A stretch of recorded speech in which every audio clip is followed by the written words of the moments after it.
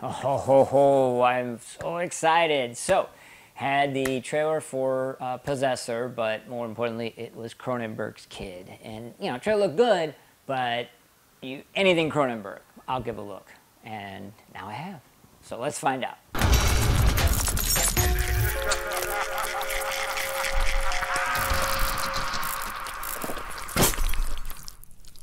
Alright, so it's going to be a spoiler-filled review. If you haven't seen it yet, go check it out.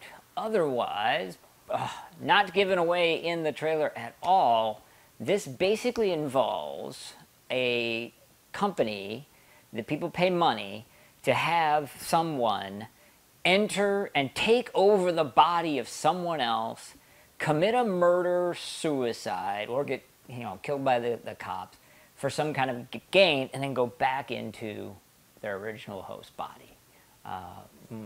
Very nicely done. Yeah, and then basically the rest of the movie, it all kind of revolves what happens when she goes in to a guy, but control is a little questionable.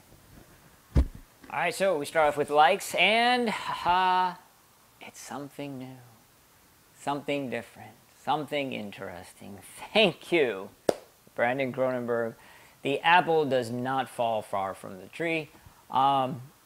If you ask him, if you ask his dad, they don't make horror movies.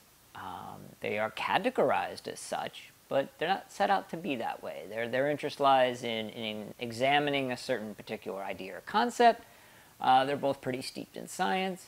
This has a lot to do with identity, with manipulation.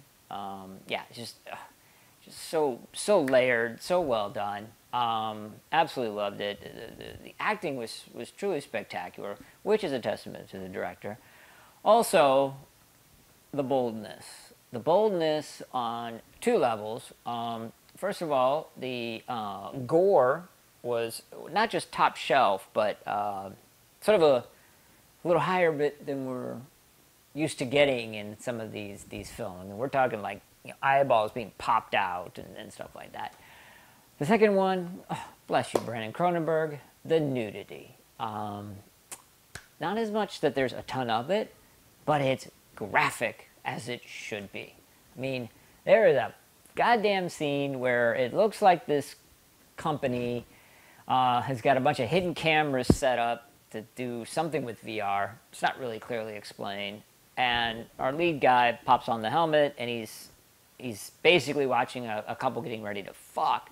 And the chick is on the bed, spread eagle, with labia shown, for Christ's sake. And to top that, the dude about to mount her has a boner. And that shit is not shown in, mainstream movies. Boners and labias doesn't happen. So I applaud your boldness. Boldness? Jeez. Boldness. As I've said a million times, if you're gonna go all out, go all out. No more of this pussy shit. So totally respect that. But that is really a minor thing compared to the overall arcing sort of originality, the handling of deeper topics on a very, very high level, and then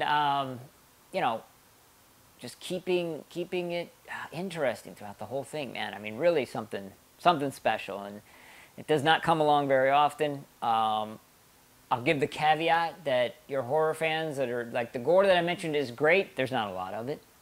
And this is not structured as a traditional horror film. Again, ask the Cronenbergs, they don't make horror movies. But I think even horror fans should watch this one.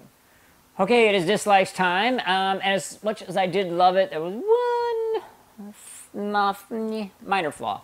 At the end of the film, basically the lead guy comes into the chick who's inhabiting his body's husband's and son's house, ends up killing the husband, like hacking him basically to death with a cleaver, but we find out it's actually her. And so she's actually killing her husband. And then she shoots her kid. And there was not enough proper setup to that, from the standpoint of it's mentioned that her and her husband are separated. They show her going back home where she acts ostensibly lovey-dovey. They show her and the hubby fucking and she looks disinterested. Okay, I get that. can't say that's the reason to hack him up with a knife, though. And for the kid, she had barely interaction with him at all. Didn't force no interaction. She did talk to him. It was very pleasant. So we never got the idea that she had some problem with them. For her to hack him up and shoot him in the head at the end was a bit abrupt. I think it was probably more for shock value than anything else, but probably could have been set up a little bit better. All right, it is Pinhead time. This is a lovely, lovely piece of work. It may not appeal to all horror fans, but regardless, you should watch it. So I'm going to give this 4 Pinheads out of 5. All right, folks, let me know what you thought in the comments section below, because, like all other Cronenberg films, this is to be discussed. There are going to be different interpretations, different ideas, and I want to hear them in the comments.